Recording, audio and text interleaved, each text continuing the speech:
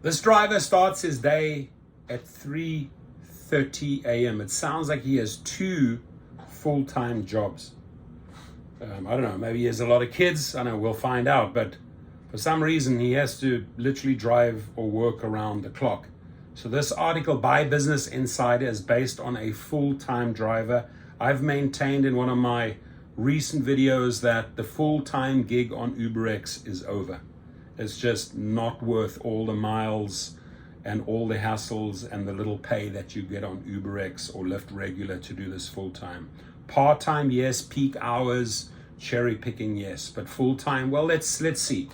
And again, I would say on Insider, about 50 to 60% of their articles I find accurate.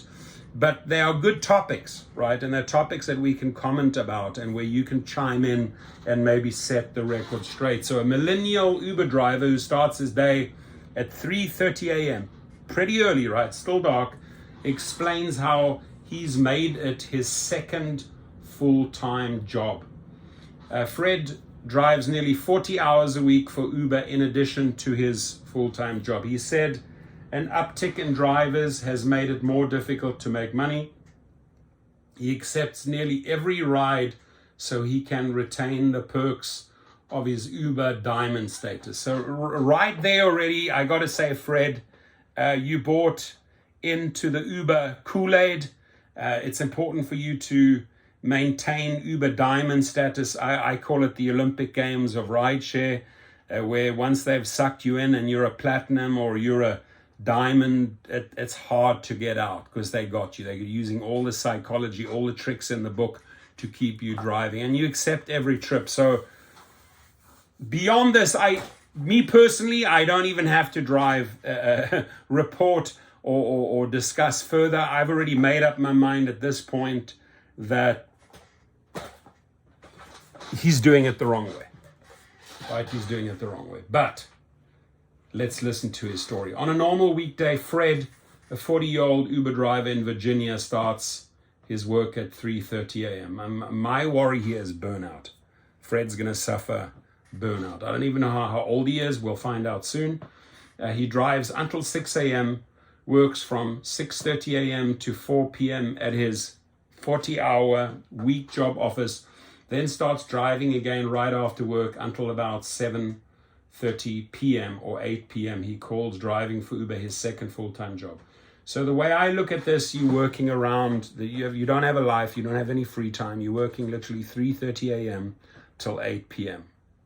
You must have a lot of bills to pay or a lot of people to take care of, right? That's none of my business, but this is burnout in the making, right? Burnout. I hope you do your exercises. I hope you eat healthy, because this rhythm, this ritual, this pattern cannot be healthy.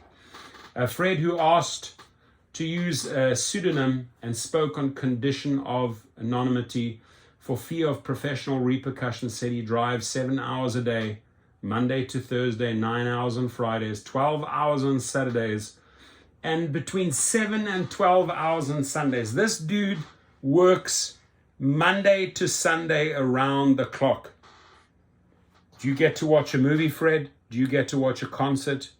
Do you have a wife? Do you have a girlfriend? I mean, these are the things I hope we are not there yet. First time I'm reading the article, maybe he's going to share a little bit more about his life. But this sounds like someone that literally... On Fridays and Saturdays, he said he usually drives overnight from about 7 p.m. to 7 a.m. Dude, do you sleep or do you take naps in your car? Though he takes some breaks to rest, Uber's app requires drivers to take a 6-hour break after 12 hours of driving. Sundays, I try not to work, he told Insider, but if I have not earned the money we need, okay, so he's a family, for the week, I'll work approximately 4 hours, usually between 1 p.m. and 6 p.m. Fred is one of the millions of Uber and Lyft drivers in the US who, due in part to fluctuating customer demand and tips, can't depend on a consistent paycheck. As a result, many are calculating their earnings after accounting for vehicle expenses such as gas to ensure driving is worth their time and tweaking their strategies if necessary. I'm all for tweaking strategies, right? And there's a lot of good strategies online, especially on YouTube. Fred said he first tried Uber in 2018, but paused his driving between 2019 and 2021. He started driving again midway through 2022 and made about 44,000 in about 3,000 trips. According to a screenshot of an earnings document viewed by Insider the past September, he earned over $5,000. In addition to his income, Fred's 9-to-5 job pays him nearly 6 figures a year. That's good.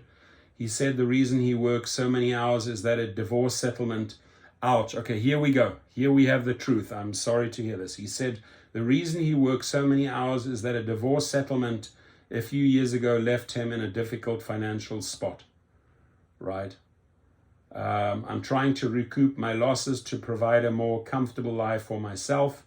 Okay, now you have a little bit more sympathy, but still, right? I mean, you're never going to make up all those losses or satisfy the other individual, and you should not compromise your life or your health, Fred. Unfortunately, it takes a few years of dedicated hard work before investments started paying off. It's become more difficult to make money, no doubt about it. No doubt about it, right? After accounting for about $200 a week in fuel costs, about $100 a month in oil changes, about $1,200. So he's probably doing about 5,000 miles a month, about $1,200 every 6 months for tires and insurance costs. Fred said driving for Uber brings in about 22 an hour of online time, which includes time spent looking for rides and relocating to different areas to find passengers. But he said earning money has gotten more and more difficult over the past year. He estimates he's making between about 25 and 30% less than he was a year ago. And that 25 to 30% is the pure Uber and Lyft greed, cutting back. Why? Investors want to see profits at the costs, to the detriment of the driver.